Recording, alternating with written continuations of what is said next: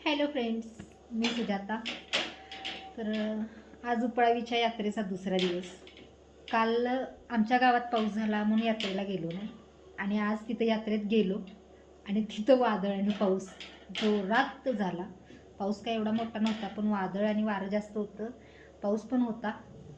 त्यामुळं आपला काय आज ही लॉस झालेला आहे. उद्या लक बाय चान्स, उद्या तिसरा दिवस आहे उपळावीच्या यात्रेचा. झाला तर ठीक. खूप पाऊस होता, शेवटी भिजत आलो, स्टॉल बंद केला आणि आत्ता घरी आलो. रात्रीचे 10:15 वाजलेत. लेट नाईट, पर्याय नाही. बिझनेस म्हटल्यानंतर डाव चालणार. सगळीकडेच चांगला बिझनेस होईल असं पण नसते, पण मटेरियलचं नुकसान होते, त्याबद्दल थोडंसं वाईट वाटते मनाला. नुकसान झालेल्याचं ठीक आहे, बरोबर झालं.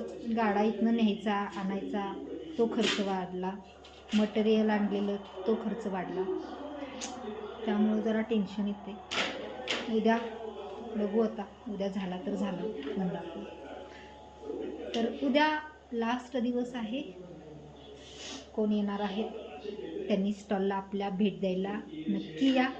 पाऊस नाही झाला देवा कृपेने तर उद्या आपला स्टॉल चालू आहे, आणि पाऊस झाला तर मग काही नाही. बाय.